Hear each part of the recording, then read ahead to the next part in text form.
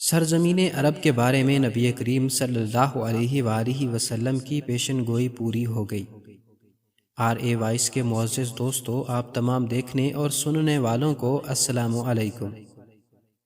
پیارے دوستو، عرب وہ خطہ ہے جہاں پہ اسلام کا ظہور ہوا اور جہاں سے نور ہدایت کی یہ کرنیں نکل کر پوری دنیا میں پھیلی۔ لیکن یہ بات بھی یاد رکھنے والی ہے کہ عرب ہی وہ خطہ ہے جس کے بارے میں نبی کریم صلی اللہ علیہ وآلہ وسلم کی احادیث مبارکہ کے مطابق قیامت کا آغاز ہوگا اور قیامت کی نشانیاں بھی یہیں سے پوری ہونا شروع ہوں گی۔ نبی کریم صلی اللہ علیہ وآلہ وسلم کی زبان مبارک سے ارشاد کردہ قیامت کی نشانیاں عرب میں پوری ہونا شروع ہو چکی ہیں۔ اسی سلسلے میں ایک قدم آگے بڑھاتے ہوئے متحدہ عرب امارات نے ایک ایسے پروجیکٹ کی پشت پناہی کی ہے کہ جس سے قیامت بے حد نزدیک دکھائی دینے لگتی ہے۔ نبی کریم صلی اللہ علیہ وآلہ وسلم کی عرب کے بارے میں واضح ہدایات اور احکام موجود ہیں، لیکن موجودہ عرب حکمران اس بارے میں بالکل بھی سیریس نہیں ہیں اور وہ دنیاوی مفادات کے لیے ان تمام لوگوں سے اپنے تعلقات بڑھانے میں کوشاں نظر آتے ہیں، جن سے قرآن اور ہمارا دین واضح الفاظ میں منع فرماتا ہے۔ متحدہ عرب امارات نے اسی سلسلے میں ایک ایسا قدم اٹھایا ہے کہ جس نے پورے خطے کو ہلا کر رکھ دیا ہے۔ یہ کون سا قدم ہے اور نبی کریم صلی اللہ علیہ وآلہ وسلم کی خطہ عرب کے بارے میں کون کون سی پیشن گوئیاں موجود ہیں، آئیے آج کے اس ویڈیو میں اس کا تفصیلی جائزہ لیتے ہیں۔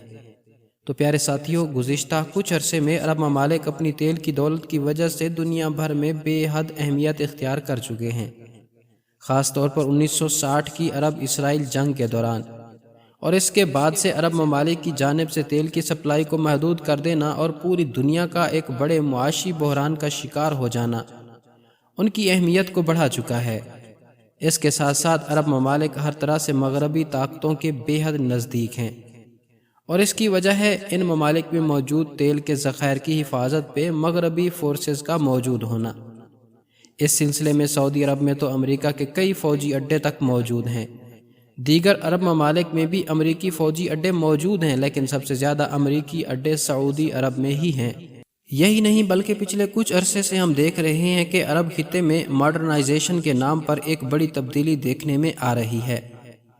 تقریباً تمام کے تمام عرب ممالک میں شراب اور منشیات کو تیزی سے فروغ مل رہا ہے اور اسے انسان کا ایک انفرادی فعل قرار دیتے ہوئے ریاست کی ذمہ داریوں میں سے دینی احکامات کو واضح طور پر نظر انداز کیا جا رہا ہے۔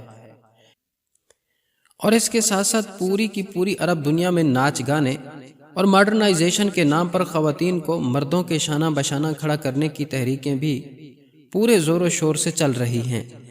حال میں سعودی عرب کی جانب سے خواتین کی ڈرائیونگ پر سے پابندی اٹھانا، مختلف شعبوں میں خواتین کو نمائندگی دینا اور ریاض سیزن فیسٹیول جیسے کئی ایونٹس منعقد کروا کر عرب عوام کو ناچ گانے میں مشغول کر دینا اس کی سب سے اہم مثالیں ہیں۔ 14 فروری سن 2024 یعنی چند دن قبل ہی متحدہ عرب امارات نے عرب زمین پر پہلے ہندو مندر کا افتتاح کیا ہے۔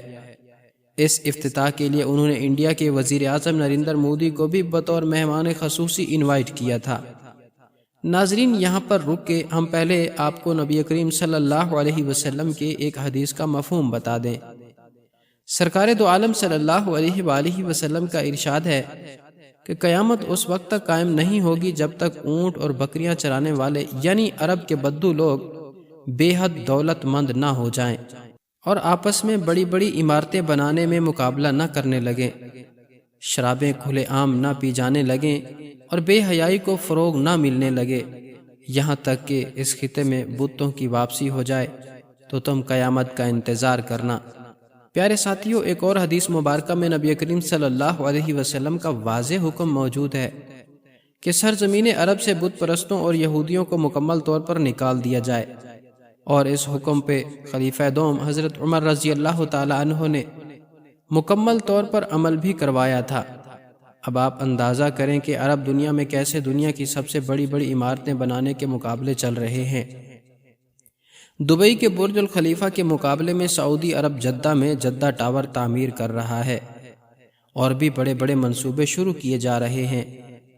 اس نبی کریم صلی اللہ علیہ وسلم کی پیشگوئی پوری ہوتی ہے کہ اونچی اونچی عمارتیں بنانے کے مقابلے چل رہے ہیں، یہاں تک کہ سعودی عرب کی جانب سے جدہ ٹاور تعمیر کیے جانے کے اعلان کے بعد عالم متحدہ عرب امارات نے ایک اور بہت بڑے پروجیکٹ کا اعلان کر دیا ہے۔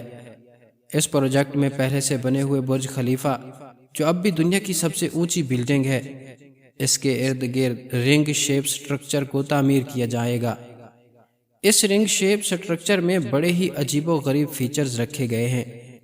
اس رنگ شیپ پہ چلنے والی ٹرین اور الیکٹرک کاروں سمیت یہاں پہ نہایت جدید ترین آفس اور بلڈنگز بھی ہوں گی۔ کئی بڑے بڑے ستونوں پہ قائم یہ وسیع و عریض رنگ یعنی دائرہ دنیا کی جدید ترین ٹیکنالوجی سے مزین کیا جائے گا۔ ایک لحاظ سے سب سے زیادہ بڑی اور اونچی عمارتیں تعمیر کرنے کا یہ مشن اس وقت پاگل پن کی حدوں کو چھو رہا ہے۔ اس سب پہ آخری مہر متحدہ عرب امارات نے اس مندر کے افتتاح سے ثبت کر دیے ہیں۔ اب آپ کو بتاتے چلیں کہ اس مندر کے افتتاح سے چند روز قبل متحدہ عرب امارات کی 4 ریاستوں میں بے حد عجیب و غریب بارشوں اور اولوں کے طوفان آئے، جنہوں نے کئی دن تک وہاں پہ شدید یالہ باری کی اور اس وجہ سے اسٹرکچر کا بھاری بھرکم نقصان کیا۔ اس وجہ سے اس مندر کی افتتاح کی تقریبات کو بھی کم کرنا پڑا، لیکن پھر بھی متحدہ عرب امارات کے صدر نہان نے اس افتتاح کو مؤخر یا کینسل نہیں کیا۔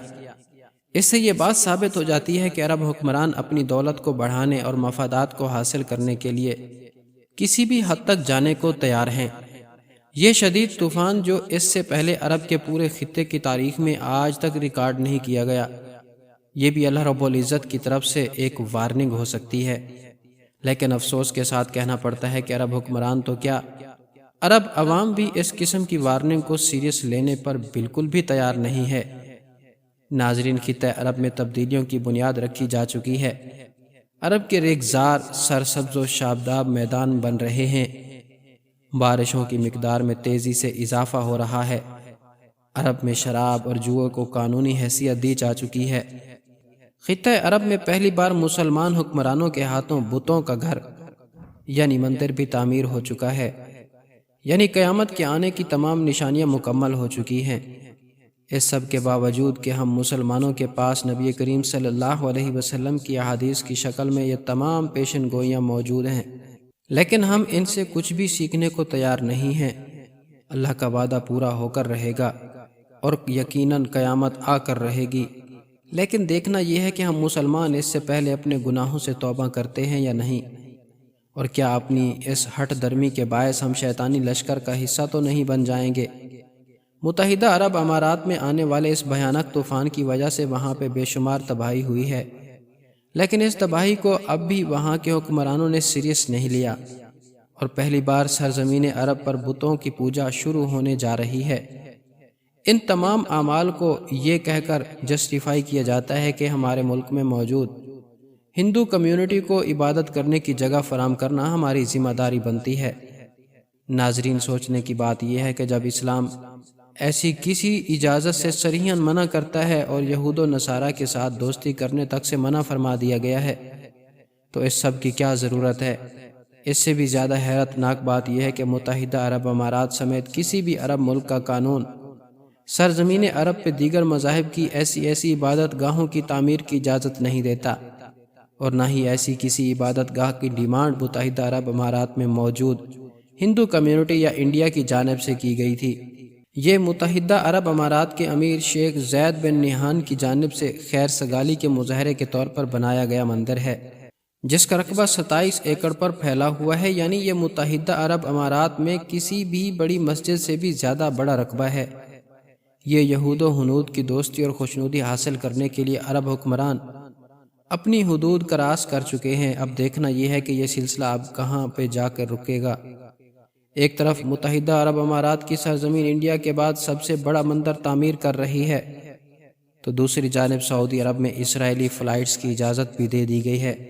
وہ سرزمین جہاں پہ یہود کو قدم رکھنے کی بھی ممانعت تھی، ایک بار پھر یہودیوں کے قدموں تلے روندی جائے گی۔ عالمی استعماری طاقتوں کی رساکشی اور مغربی طاقتوں کے سامنے سر جھکانے کی یہ رسم نہ جانے کب تک جاری رہے گی۔ یہ سب کر کے یہ حکمران یہ سمجھتے ہیں کہ وہ اپنے ملک و قوم کے لیے اچھا کام کر رہے ہیں، جبکہ یہ صریحاً ہمارے دین کی خلاف ورزی ہے۔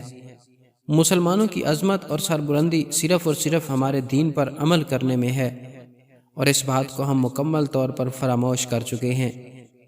جی تو معزز دوستو، یہ تھی ہماری آج کی ویڈیو، لیکن اس حوالے سے آپ دوستوں کی رائے انتہائی اہم اور ضروری ہے۔ ہمیں کمنٹ سیکشن میں اپنی رائے سے آگاہ ضرور کیجیے گا۔ انشاءاللہ آپ سے ملاقات ہوتی ہے اگلی انٹرسٹنگ اور معلوماتی ویڈیو میں۔ تب تک اپنا اور اپنے پیاروں کا ڈھیر سارا خیال رکھیے گا۔ اللہ نگہبان۔